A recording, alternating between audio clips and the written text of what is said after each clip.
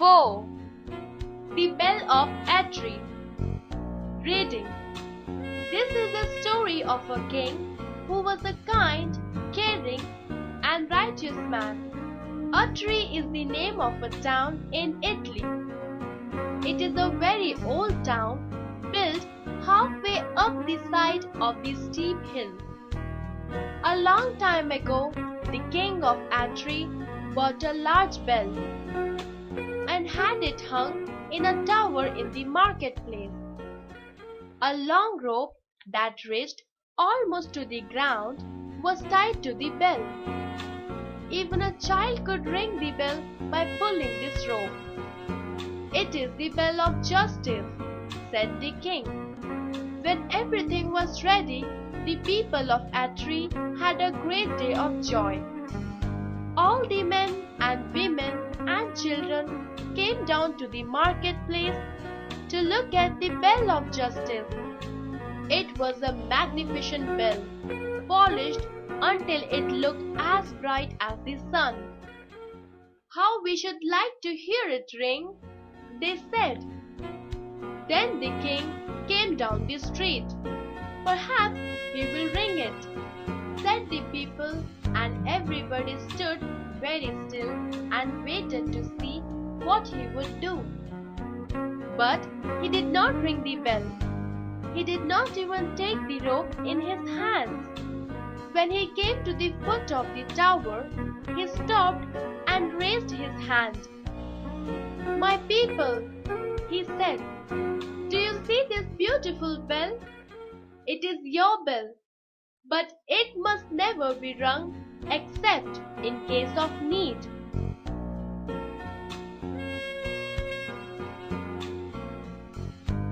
If anyone has a problem and if he needs my help at any time, he may ring the bell.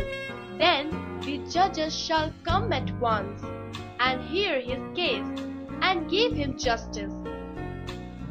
Rich and poor, old and young, all may come, but no one else must touch the rope." Many years passed. Many times the bell in the marketplace rang to call the judges. Certain problems have been solved. Certain criminals were punished. After many years, the rope was worn out.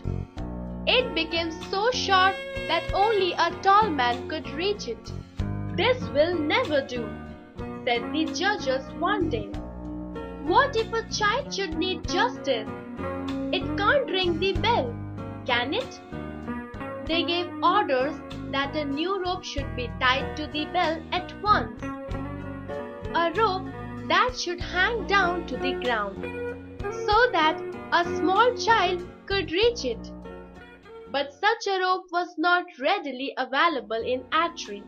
They would have to send across the mountains for one, and it would take some days before it could come.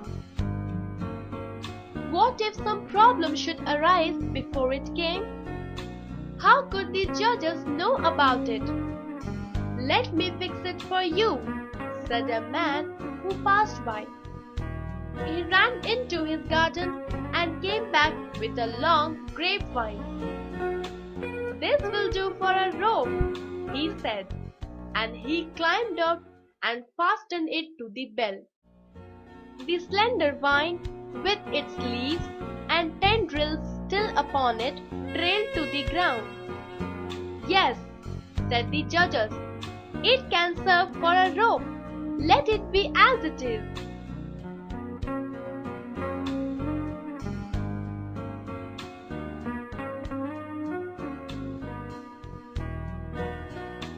On the hillside above the village, who had once been a brave knight. In his youth, he rode through many lands and fought in many battles. His best friend through all that time was his horse, a strong, noble steed that borne him safe through many encounters. But the knight, when he grew older, cared no more to ride his horse. He cared no more to do brave deeds. He thought of nothing but gold. He became a miser.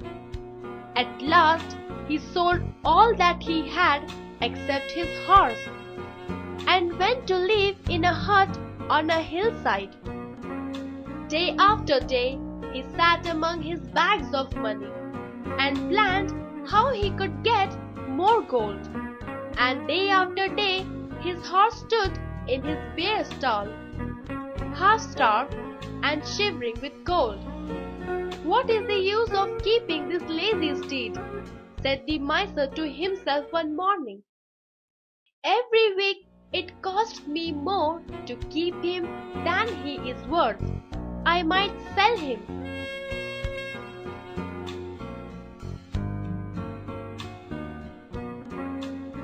"But nobody wants him. I cannot give him away for free. I will turn him out to shift for himself and pick grass by the roadside. If he starves to death, I don't care." So the old horse was turned out to find what he could among the rocks on the barren hillside. Lame and weak, he strolled along the dusty roads, glad to find a blade of grass or a thistle. The boys threw stones at him, the dogs barked at him, and in all the world there was no one to pity him. One hot afternoon, when no one was there in the street, the horse chanced to wander into the marketplace. Not a man nor child was there, for the heat of the sun had driven them all indoors. The gates were wide open. The poor beast could roam where he pleased. He saw the grapevine rope that hung from the bell of justice. The leaves and tendrils upon it were still fresh and green. What a fine dinner they would be for a starving horse! He stretched his thin neck and took one of the tempting morsels in his mouth. It was hard to break it from the vine. He pulled at it, and the great bell above him began to ring. All the people in Atri heard it. It seemed to say, "Someone has done me wrong, someone has done me wrong. Oh, come and judge my case. Oh, come and judge my case, for I have been wronged." The judge heard it. They put on their robes and went through the hot street to the marketplace. They wondered who it could be ringing the bell at such a time.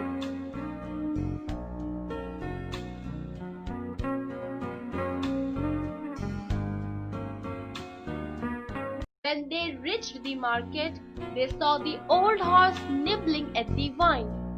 "Ha!" cried one. "It is the miser's steed. He has come to call for justice for his master, as everybody knows has treated him shamefully. He pleads his cause as well as any dumb brute can," said another. "And he shall have justice," said the third. Meanwhile, a crowd of men, women, and children came into the marketplace, eager to learn what cause the judges were about to try. When they saw the horse, all stood still in wonder. Then everyone was ready to say how they had seen him wandering on the hills, unfed, uncared for, while his master sat at home counting his bags of gold. "Go and bring the miser before us," said the judges. And when he came, they made him stand and hear their judgment. "This horse has served you well for many years," they said. "He has saved you from many perils. He has helped you gain your wealth. Therefore, we order that one half of all your gold shall be set aside to buy him shelter and food, a green pasture where he may graze, and a warm stall to comfort him in his old age." The miser hung his head and grieved to lose his gold, but the people shouted with joy, and the horse was led away to his new stall and a dinner he had not had for many months.